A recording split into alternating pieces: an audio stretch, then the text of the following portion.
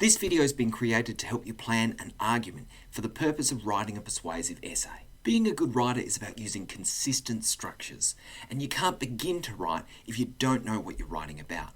For this reason, we create a plan that we can build our structure on top of. The planning process we're going to be using follows 4 stages: brainstorming, categorising, selecting, and evidencing. In order to go through this process, you're going to need a topic. If you haven't yet picked your topic, then I'd suggest using the Lotus diagram or some of the other planning tools modelled so that you've got a topic you can start with. For the purpose of this example, I'm going to be using the topic that cats should be banned.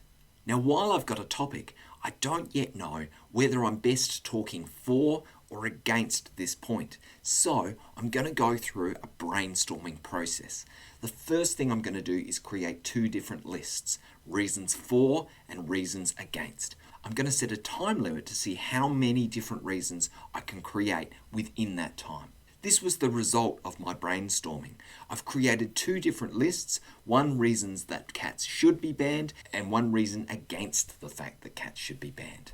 My first question is, which list is bigger? Sometimes when we look at 2 sides of an argument, we find heaps more ideas on one side than the other. And that's the first indicator that we might be better writing from a particular perspective. But the number of items on our lists can be deceiving. And that's why we go for the second stage, which is categorising. In this case, we're going to look at both lists and I'm going to group them into categories. A category is a broad definition that encompasses a particular type of information. So for example, health or finance or the environment are categories, and some of the reasons I've created might fall underneath those broader categories. So I've broken up my reasons into different categories, and what you can see here is that my lists suddenly look really different. Where originally I had about the same number of items in each list, now I've still got the same number of items, but you'll notice in the reasons against column, the companionship section is huge, because even though I had all these different reasons against banning cats, a lot of them were really similar and they fit under the same category. On the other side, my reasons for is much better balanced. I've got 3 clear categories with an even distribution of reasons for each category. This shows me that if I was going to write an essay for or against, I'd be better off writing on the for side because I'm going to have more balanced arguments. Selecting is the next process. In this case, I'm going to look at all of my categories. I'm going to pick my best 3, and those are going to become my paragraphs. Now, this is really simple for me because I only had 3 categories. But in the time limit that you give yourself to do some brainstorming, you might come up with 4, 5, even 6 different categories, and that gives you the best opportunity to pick the most suitable categories that had the most reasons behind them.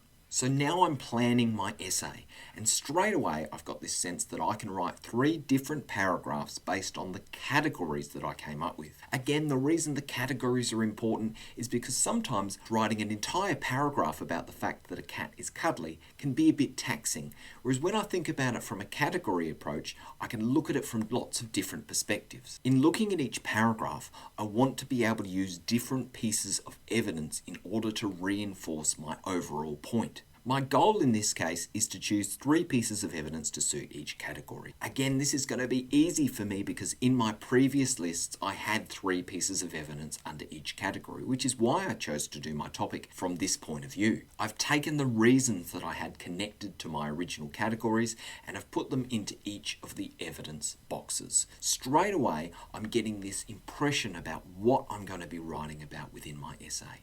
The first paragraph is going to be talking about environmental impact, and the evidence is going to be about how cats kill local wildlife, how they're natural born predators, and how they can upset dogs and other animals within a neighbourhood.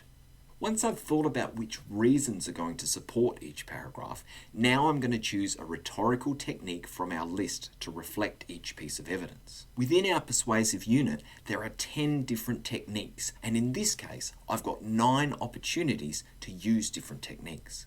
Now, I don't have to use 9 completely different techniques. It's fine if I want to double up across a couple of paragraphs, but I also have to recognize that this is an opportunity for me to show my understanding of different techniques. So if I do numerical evidence for every single piece of evidence, I'm not going to do very well in my assessment because I'm not showing a wide range of understanding. In this case, you can see some of the decisions that I've made. For evidence 2 of paragraph 1, I've said that natural predators can be reinforced by the technique of authority. Evidence 1 of paragraph 3, you can see that this idea of cats roaming the neighbourhood without supervision can be reinforced by the technique of progress. There's no tried and true formula to this, and sometimes it's about trying a couple of different techniques and finding which one fits best. But what you want to do is make sure you're really clear about what you're saying and the technique that you're using to get your point across. Final stage of creating my plan